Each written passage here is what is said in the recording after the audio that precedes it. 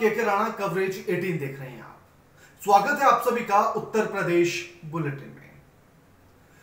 अक्सर शादी के माहौल में लोग इस तरह से व्यस्त हो जाते हैं कि वो छोटी छोटी बातों को नजरअंदाज कर देते हैं और उसी नजरअंदाज की वजह से या उसी अनदेखी की वजह से कुछ ना कुछ अनहोनी घटने लगती है। और कुछ ऐसी ही एक अनहोनी की खबर इस नजरअंदाज की वजह से उत्तर प्रदेश के बदायूं से निकलकर सामने आ रही है। आखिर वो अनहोनी क्या है, पूरा मामला क्या है, वो रिपोर्ट में समझिए। पूरा मामला जनपद बदायूं के दातागंज कस्बे के मोहल्ले परा का बताया जा रहा है।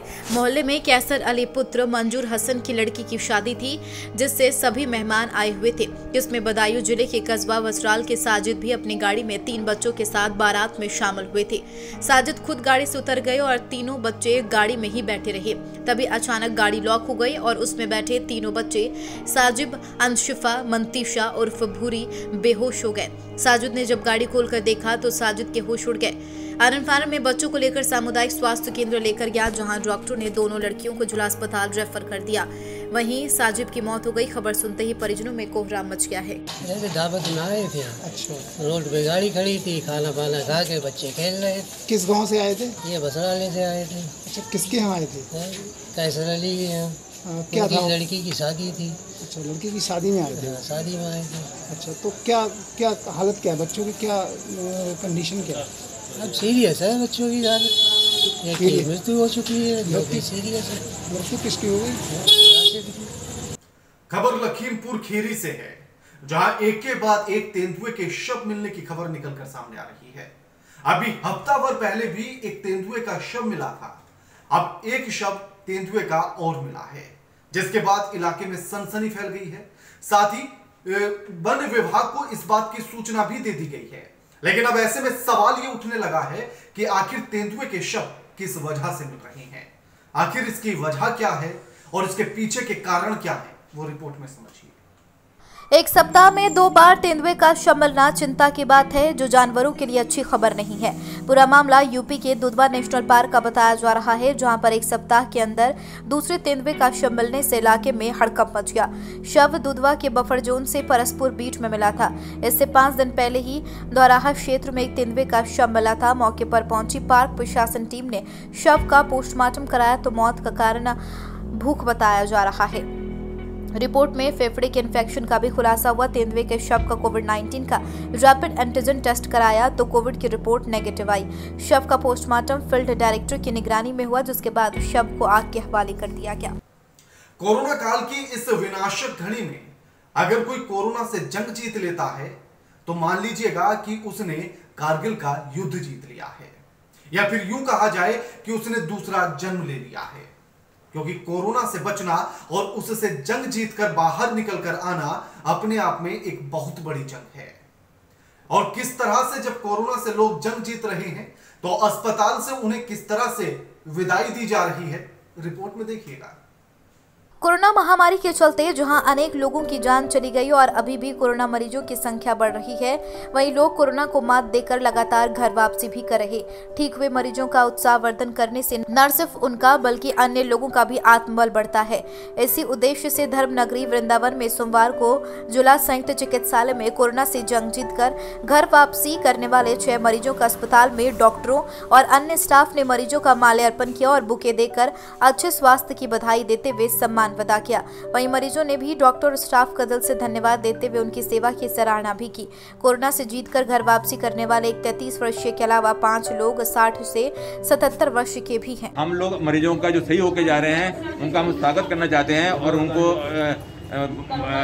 बधाई देना चाहते हैं कि वो इन्होंने कोरोना की लड़ाई इतने उससे कड़ी। और हम लोग, मैं अपना सारे स्टाफ का और डॉक्टरों का जो हम लोग जो कोरोना में लगाए उनका भी मैं स्वागत करना चाहता हूँ, अभिनंदन करना चाहता हूँ कि उन्होंने अपनी पूरी मेहनत से और जी जान से उन्होंने हमारे सब मरीजों की सेवा करी है। और जो मरीज हमारे जा रहे हैं जिला चिकित्सालय से हो सके वो भी आगे भी हेल्दी रहे हैं।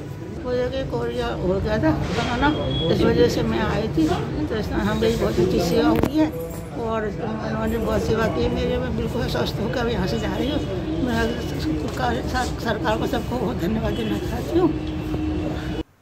खबर उत्तर प्रदेश के बदायूं से है। इस बार खामी प्रशासन की नहीं है, जनता की है। प्रशासन इस लॉकडाउन के चलते तमाम तरह की सख्तियां कर रहा है। कई तरह से लोगों से उन नियमों का पालन कराने के लिए लगातार प्रयास भी कर रहा है, अपनी जी जान लगा रहा है। लेकिन उसके बाद भी लोग किस तरह से लापरवाही कर रहे हैं और किस तरह से लॉकडाउन और कोरोना के नियमों की धज्जियां उड़ा रहे हैं, वो रिपोर्ट में देखिएगा। और साथ ही इस बात को भी समझने की कोशिश कीजिएगा कि ऐसे लोगों को क्या संज्ञा देंगे आप। सहसवान तेज तर्रार और ईमानदार उपजिलाधिकारी ज्योति शर्मा ने बाजाज हरिबाबू कपड़े के शोरूम को सीज कर दिया। लगातार हो रहे उल्लंघन को लेकर उपजिलाधिकारी तक शिकायत पहुंचने पर उपजिलाधिकारी ज्योति शर्मा ने संज्ञान लेते हुए नगरपालिका टीम और कोतवाली पुलिस बुलाकर दुकान को सीज कर दिया। बताया जा रहा है दुकानदार लगातार नियमों का उल्लंघन कर रहे थे, जिसकी खबर कई बार प्रशासन को मिल चुकी थी। खबर मिलते ही उपजिलाधिकारी अपनी गाड़ी को दूर खड़ी कराकर बाइक से कपड़े के शोरूम पर पहुंच गई। मौके पर पहुंचकर उन्होंने अपनी कार्रवाई शुरू कर दी। साथ ही साथ उन्होंने यह भी कहा कि ऐसे ही मेरे संज्ञान में कुछ और मामले भी हैं, उन पर कार्रवाई होनी निश्चित है। उपजिलाधिकारी ने कपड़ा व्यवसायी 20,000 का जुर्माना साथ में दुकान को भी सीज कर दिया और आगे से चेतावनी देते हुए कहा, अगर कोई भी दुकानदार उल्लंघन करता पाया गया तो उसके खिलाफ कड़ी से कड़ी कार्रवाई की जाएगी। ये अगली खबर भी कोरोना से ही जुड़ी है और साथ ही लोगों की लापरवाही से जुड़ी है। हापुड़ से जो तस्वीरें निकलकर सामने आ रही हैं, वो ऐसा बता रही हैं कि मानो कोरोना अब है ही नहीं, या फिर इन तस्वीरों को देखकर ऐसा महसूस हो रहा है कि कोरोना जैसे कभी था ही नहीं। किस तरह से लोग लापरवाही कर रहे हैं और जब उनसे इस लापरवाही का कारण पूछा जाता है तो वो किस तरह से जवाब देते हैं, वो भी सुनिएगा रिपोर्ट में। हापुड़ के इस गांव के लोगों को आप देखेंगे तो आपको एक पल के लिए लगेगा कि शायद कोरोना खत्म हो गया। गांव में चारों ओर लापरवाही का नजारा ही देखने को मिलेगा, क्योंकि गांव के दर्जनों लोग बिना मास्क के ही घूमते नजर आ जाएंगे। एक तरफ जहां अधिकारी दिन रात मेहनत कर लोगों को समझाने में जुटे हैं, लेकिन थाना देहात क्षेत्र के लालपुर गाँव के लोग लापरवाही का शिकार हो रहे। भयंकर बीमारी को देखते हुए अधिकारी सरकार की गाइडलाइंस का पालन करा रही हैं, लेकिन यहाँ लोग अपनी लापरवाही पर उतरे हुए हैं। कई दर्जन बच्चे और बड़े सड़क पर खड़े होकर इस कदर तांडव मचा रहे हैं कि सड़कों पर घूम रहे हैं जैसे उन्हें इस भयंकर बीमारी की कोई चिंता ही नहीं हो। इस लॉकडाउन में सिर्फ पाबंदियां इंसानों पर नहीं लगी हैं, भगवान पर भी लग गई हैं। लॉकडाउन को 31 मई तक के लिए बढ़ा दिया गया है, लेकिन ऐसे में द्वारिकाधीश के भक्त अपने आराध्य के दर्शन पाने के लिए उन्हें और इंतजार करना पड़ रहा है। ऐसे में तमाम भक्त व्याकुल भी नजर आ रहे हैं, लेकिन अब सवाल यह है कि आखिर मंदिर कब खुलेंगे, कब अपने आराध्य के दर्शन भक्तगण कर पाएंगे, वो रिपोर्ट में देखिए। भक्तों को अपने आराध्य द्वारकाधीश जी महाराज के दर्शन के लिए और अधिक इंतजार करना पड़ सकता है। पुष्टि मार्गीय संप्रदाय के मंदिर ठाकुर द्वारकाधीश जी महाराज के मीडिया प्रभारी राकेश तिवारी एडवोकेट ने बताया कि उत्तर प्रदेश सरकार द्वारा लॉकडाउन की अवधि को 31 मई 2021 तक बढ़ाए जाने के संबंध में श्री तिवारी ने मंदिर के गोस्वामी श्री 108 श्री ब्रजेश कुमार जी महाराज, कांकरोली नरेश तृतीय पीठाधीश्वर जी और मंदिर के गोस्वामी श्री 108 डॉक्टर वागीश कुमार जी महाराज, काकरोली युवराज जी के निर्देशानुसार मथुरा जनपद की स्थिति को देखते हुए 31 मई तक भक्तों के लिए मंदिर के कपाट बंद रहेंगे। ठाकुर मंदिर द्वारकाधीश जी महाराज के अंदर ही सेवा चालू रहेगी। सभी भक्तों से निवेदन है वह लॉकडाउन का पालन करते हुए अपने अपने घरों पर रहे और अपने परिवार की देखभाल करें, अपने आप को स्वस्थ रखें और उचित दूरी का पालन करें। जब भी घर से बाहर निकले मास्क लगा कर निकले। इस कोरोना ने सिर्फ किसी एक के लिए मुसीबत खड़ी नहीं की है, पृथ्वी पर हर एक जीवित जीव के लिए मुसीबतें खड़ी करती हैं। लॉकडाउन लगने के चलते किस तरह से बेजुबान और बेसहाराओं को खाने का मोहताज होना पड़ रहा है, पानी की एक एक बूंद के लिए तरसना पड़ रहा है, ये आप इन तस्वीरों को देखकर आसानी से समझ जाएंगे। लेकिन उसी के चलते जहां एक तरफ मंदिर के पुजारी परेशान हैं, तो वहीं कुछ बेजुबान जानवर भी परेशान हैं। क्या कुछ स्थिति है और किस तरह की परिस्थितियां उनके सामने आकर खड़ी हो गई हैं, रिपोर्ट में देखिए। हमारे देश में मंदिर और घाट पर आपको हजारों की संख्या में साधु और बेसहारा लोग दिख जाएंगे। ये ऐसे लोग होते हैं जो खाने के लिए दूसरों पर आश्रित होते हैं। कोरोना संक्रमण की चेन तोड़ने के लिए लगे लॉकडाउन के दौरान एक तरफ जहां गरीब और बेसहारा लोगों पर रोजी रोटी का संकट मंडरा रहा, तो वहीं जनप्रतिनिधि उनकी सेवा करने में जुटे हैं। ऐसे ही गरीब, बेसहारा और साधुओं को खाना खिलाने के लिए ब्रजघाट गढ़ गंगा पहुंचे गढ़मुक्तेश्वर के विधायक कमल मलिक ने अपने कुछ साथियों के साथ लोगों को खाना खिलाया। गरीब बेसहारा लोगों ने बड़े ही शांतिपूर्वक तरीके से भोजन ग्रहण किया, तो वहीं साधु और गरीब बेसहारा लोग विधायक कमल मलिक और उनके साथियों को दुआ देते हुए उनका धन्यवाद किया। अक्सर आपने देखा होगा कि जब कोई गलती करता है तो उसका खामियाजा भी उसको भुगतना पड़ता है, लेकिन वृंदावन से जो तस्वीर निकलकर सामने आई है, इसमें इसके एकदम विपरीत हो गया है। गलती किसी की है और खामियाजा किसी और ने भुगता है। आखिर एक सड़क हादसे में किस तरह से एक की गलती दूसरे पर भारी पड़ी है, वो रिपोर्ट में देखिए। धर्मनगरी वृंदावन में एक बाइक सवार की गलती का खामियाजा उसके सहित दूसरे बाइक सवारों को भी झेलना पड़ा। अद्धा पुलिस चौकी क्षेत्र के अंतर्गत पानीगांव पुल संपर्क मार्ग स्थित पवन हंस हेलीपैड के समीप दो बाइकों की आमने सामने की भिड़ंत में 3 लोग घायल हो गए। सूचना मिलते ही पुलिस मौके पर पहुंची। पुलिस ने तीनों घायलों को निजी अस्पताल में भर्ती कराया। घायल महिला चंचल ने बताया कि वह अपनी बेटी को मथुरा से दवा दिलाकर अपने ससुर के साथ बाइक से वापस गांव लौट रही थी। इसी दौरान सामने से गलत दिशा में आ रहे बाइक सवार ने उनकी बाइक में टक्कर मार दी। हम अपनी बेटी को दवाई दिला के आए थे, इसको बीमार है ये, तो हम अपने घर जा रहे थे। मथुरा गए थे दवाई लेने, हम अपने घर जा रहे थे बाजने, और वहाँ पे दूसरे गाड़ी वाले ने टक्कर मार दी। आप कौन कौन थे बाइक पर? मैं, मेरी बेटी और मेरे पापा थे, ससुर थे हमारे बस। जब मथुरा शब्द आपकी जुबान पर आता है और कानों तक पहुंचता है, तो सबसे पहले तस्वीर उभर कर आती है श्री कृष्ण की, यानी कि प्रेम की मूर्ति की। मथुरा को भी प्रेम की नगरी के रूप में जाना जाता है, लेकिन उसी प्रेम की नगरी में एक युवती जो कानून की पढ़ाई पढ़ रही थी, वही अब कानून का सहारा लेने के लिए विवश हो चुकी है। आखिर उस युवती के साथ क्या कुछ हुआ है और किस तरह से उस युवती के साथ किसी ने प्रेम को कलंकित कर दिया है, वो रिपोर्ट में देखिए। गुरु गोविंद दो खड़े काकू लागे पाए, बलिहारी गुरु आपने गोविंद दियो बताए। संत कबीर के इस दोहे में गुरु को भगवान से भी ऊंचा दर्जा दिया गया, लेकिन एक कलयुगी गुरु ने इस दोहे की मायने ही बदल कर रख दिए। यह कलयुगी गुरु कानून का ज्ञान देते हुए लव गुरु बन गया और अपनी ही छात्रा को अपने प्रेम जाल में फंसा लिया। पूरा मामला मथुरा के प्रमुख शिक्षण संस्थान बीएसए कॉलेज के कानून की पढ़ाई करने वाली एक युवती की है।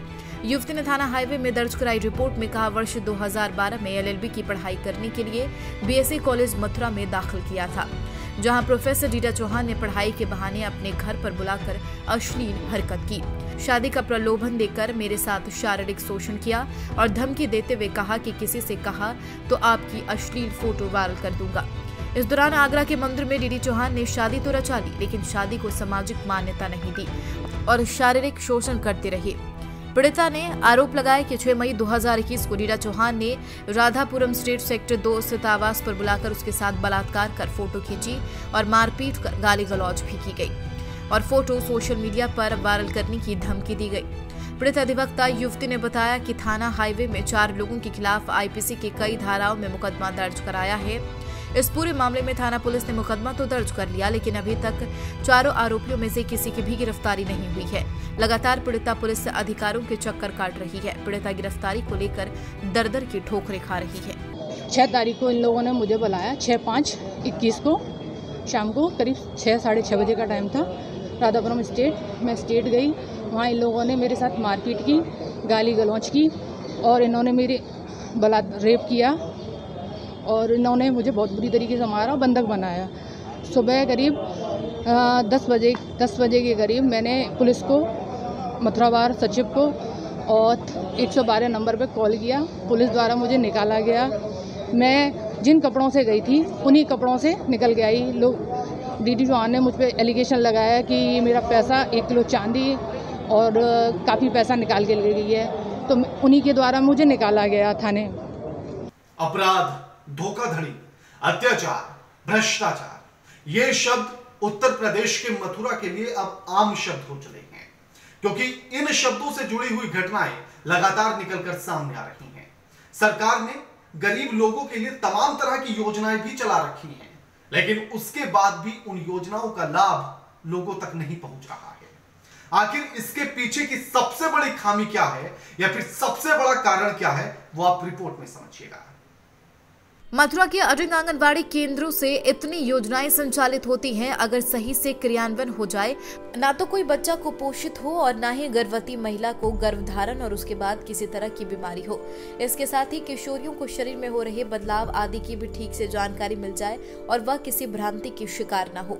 ज्यादातर आंगनबाड़ी केंद्र सिर्फ नाम के लिए खोले जाते हैं, जिसके चलते आंगनबाड़ी केंद्रों के जरिए संचालित योजनाओं का ग्रामीण क्षेत्रों का बुरा हाल है। केंद्रों से समुचित ढंग से न तो पोषाहार का वितरण हो रहा और न ही टीकाकरण आदि का लाभ महिलाएं और बच्चों को मिल पा रहा है।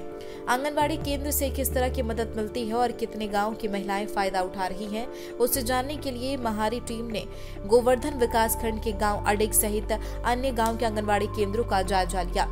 तो वहीं गांव अडिंग के लोगों ने बताया कि आंगनबाड़ी केंद्र से संचालित योजनाओं के बारे में उन्हें ज्यादा पता नहीं है। पोषाहार बांटने की जानकारी है लेकिन मिलता नहीं है। जब हमारी टीम ने इस बारे में सुपरवाइजर कार्यवाहक CDPO कमलेश प्रसाद से बात की तो उन्होंने बताया कि गांव अडिंग के पोषाहार का उठान दिनांक 11 मई को हो चुका है। अगर किसी गांव में बांटा नहीं गया तो इसे संज्ञान में लेकर जल्द बंटवाया जाएगा। अभी कुछ दिनों पहले तक जो आप कोरोना का आंकड़ा बढ़ता हुआ देख रहे थे, अब उस आंकड़े में कुछ कमी आने लगी है। लेकिन साथ ही अगर बात उत्तर प्रदेश की कर ली जाए तो उस संक्रमित के आंकड़ों में तो कमी आई है, लेकिन मरने वालों की संख्या के आंकड़े में कोई कमी नहीं है, जिसके चलते आज लखीमपुर खीरी में पुलिस लाइन के भीतर मेरी लाइन कोरोना मुक्त लाइन अभियान की शुरुआत की गई। किस तरह से लोगों को जागरूक किया जा रहा है और किस तरह से लोगों को कोरोना से बचाव के तरीके बताए जा रहे हैं, वो आप रिपोर्ट में देखिए। लखीमपुर खीरी में आज वामा सारथी की ओर से पुलिस लाइन खीरी में मेरे लाइन कोरोना मुक्त लाइन अभियान का शुभारंभ किया गया। बता दें, मौके पर वामा सारथी जनपद अध्यक्षा वामा सारथी पुलिस फैमिली वेलफेयर एसोसिएशन जनपद खीरी श्रीमती अंशु की ओर से पुलिस लाइन में कोविड-19 संक्रमण जागरूकता रैली को हरी झंडी दिखाकर रवाना किया गया। साथ ही परिवार कल्याण केंद्र में बनाए जा रहे मास्क की गुणवत्ता का भी अध्यक्षा वामा सारथी ने जायजा लिया। बता दें, अब तक पुलिस लाइन खीरी में 10,000 से ज्यादा मास्क तैयार करके पुलिस कर्मियों और पुलिस परिवारों में निःशुल्क वितरित किए जा चुके हैं।